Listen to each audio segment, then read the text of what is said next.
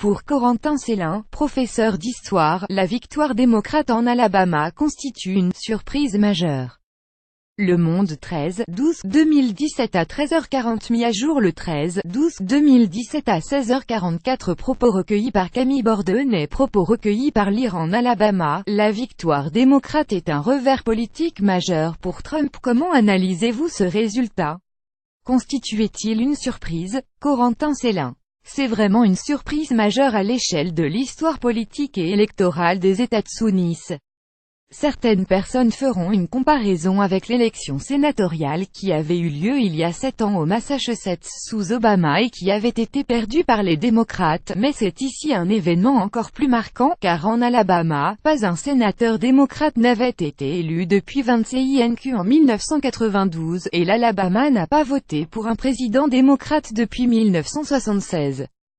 C'est donc un séisme politique qui était totalement imprévisible quand Donald Trump a choisi de nommer, il y a 10 mois, Jeff Sessions, qui était sénateur de l'Alabama depuis 1997, ministre de la Justice.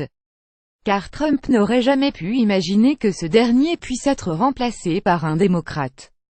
Ce résultat est donc le fruit d'erreurs tactiques des républicains, qui ont choisi de soutenir un candidat hautement controversé, Roy Moore, mais aussi d'erreurs du président Trump lui-même, qui a sur la fin de l'élection choisi d'en faire un enjeu national en soutenant éperdument Moore, qui était pourtant accusé de délits sexuels depuis novembre.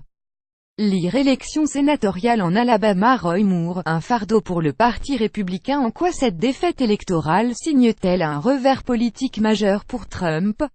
Pour Trump, c'est un triple désastre. D'une part, il survient dans un État qui avait voté massivement pour lui en 2016 avec 27 points d'avance sur Hillary Clinton et qui est peuplé d'une de ses bases électorales les plus solides, les Blancs évangéliques pouvant représenter jusqu'à la moitié de l'électorat en Alabama.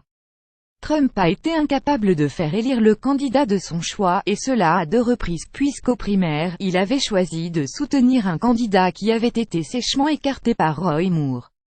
Dans les sondages de sortie des urnes de cette nuit en Alabama, Trump est à peine à 48% d'opinion favorable, ce qui prouve son impopularité, mais aussi l'essoufflement de sa ligne politique à la fois nationaliste, identitaire et fortement empreinte de religiosité conservatrice. Lire en édition abonnée en Alabama, la campagne qui embarrasse les républicains. D'autre part, la défaite de Moore qui était accusé de détournement de mineurs et d'agression sexuelle, dans la vague post-Weinstein du MeToo, relance les soupçons et les accusations sur Trump lui-même. En effet, le vote contre Moore en Alabama apparaît comme une sanction morale des électeurs, et survient au terme d'une semaine où 3 élus nationaux ont démissionné à cause d'accusations d'inconduite sexuelle. Or Trump est accusé lui-même depuis plus d'1 an par 16 femmes d'agression et d'inconduite sexuelle. Désormais, après l'Alabama, lui aussi apparaît comme ayant des comptes à rendre. Plusieurs sénateurs démocrates l'ont d'ailleurs appelé lundi à démissionner. Enfin, Trump se retrouve considérablement affaibli par rapport à sa majorité parlementaire au Sénat.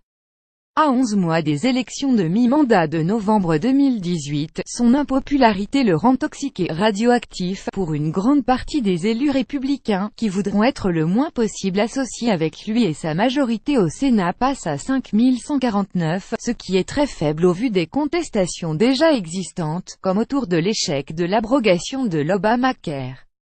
Derrière ce camouflet électoral, peut-on voir le début de la fin de Trump?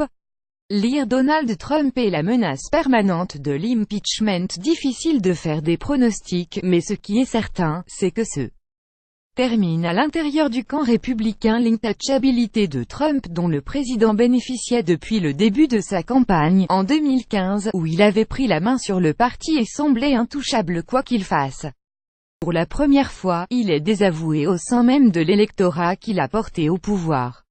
Par conséquent, il doit absolument changer son comportement et ajuster sa politique, sinon il va vers un désastre monumental lors des midterms.